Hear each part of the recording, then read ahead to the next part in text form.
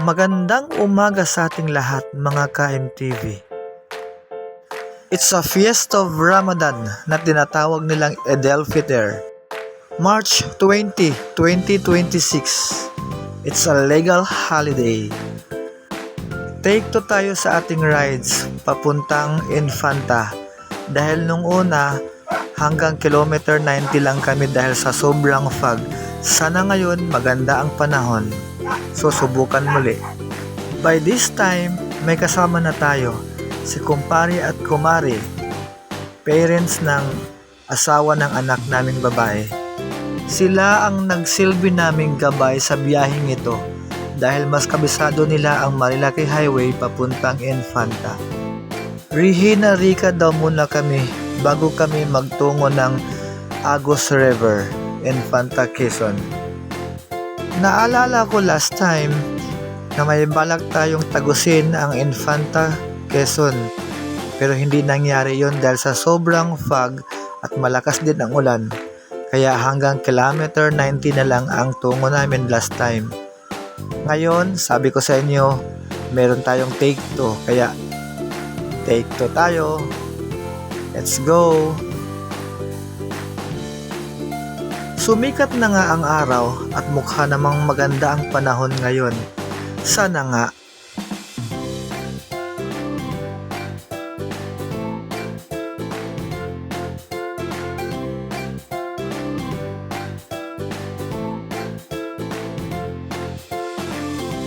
May isa na namang natataing rider ang bilis magpatakbo.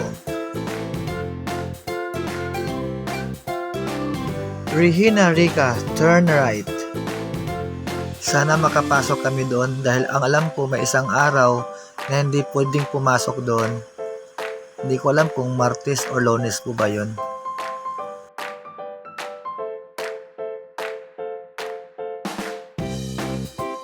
Yun na pala yung dulo ng pila. Aray ko po.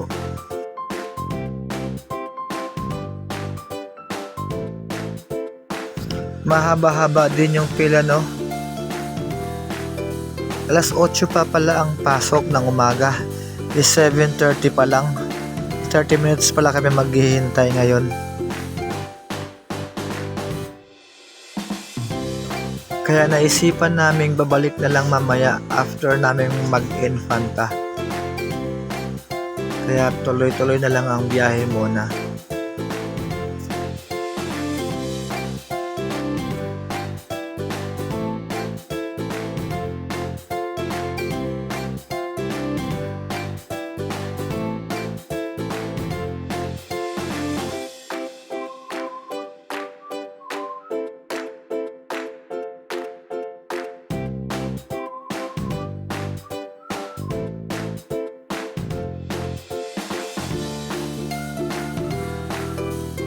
By this time, naghahanap na po kami ng makakainan namin dahil gutom na. Gusto ko sana sa Jarial's Peak mag-breakfast kaso lang malayo pa at alam kong mahal ang mga bilihin doon. Kahit sa tabi-tabi na lang or karinderya, basta sulit at masarap ng pagkain, okay na.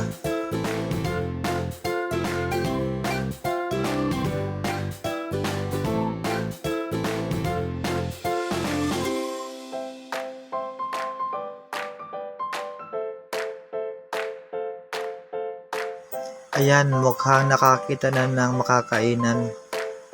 Tatabi na muna kami. At meron pang magandang view doon.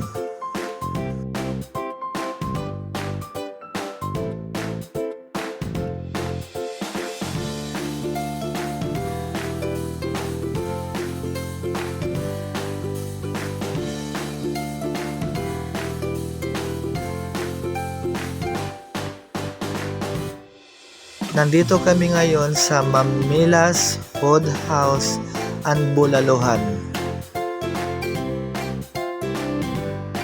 Pagkatapos ng breakfast namin, ayan, picture sa magandang view. After namin mag-picture, tuloy sa paglakbay.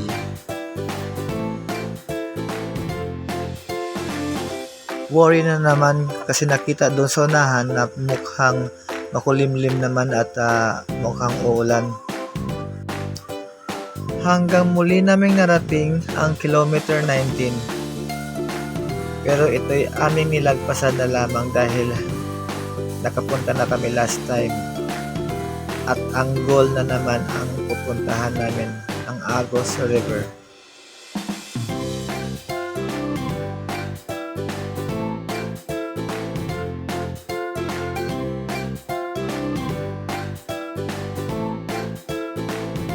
Mahamog pa rin dito sa lugar na ito.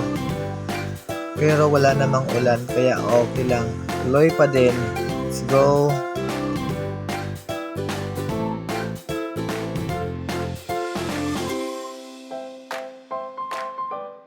Malayo ngayong Agos River. Malapit na po sa dulo ng Infanta. Ayan, at last, nakarating na rin sa Agos River. Picture mo na. Papasok na po kami papuntang Agos River.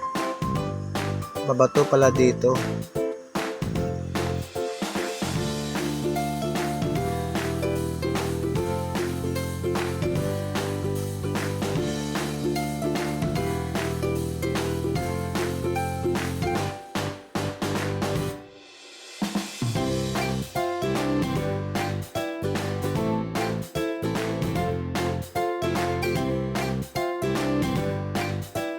Nagpaihaw na lang kami ng 4 na tilapia para sa aming lunch kasi yung kanin may baon naman sila kumari at kumpare. After naming mag-lunch, ayan, naglublob na sa malamig na tubig. Sobrang lamig. Siyempre, hindi maiwasang mag-picture-picture muna. Ayan ang message ko. Salamat sa Diyos at kami po'y nakarating ng maayos at ligtas dito sa Agos River. At bonus na rin po yung magandang panahon. Pero grabe ang tubig, sobrang lamig. Kaya nga pala talaga tinatawag na Agos River kasi maagos talaga ang river dito.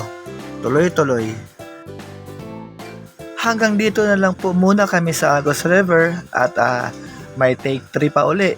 Papuntang dulo na po ng Infanta, Quezon. Hanggang sa muli, thanks for watching. God bless.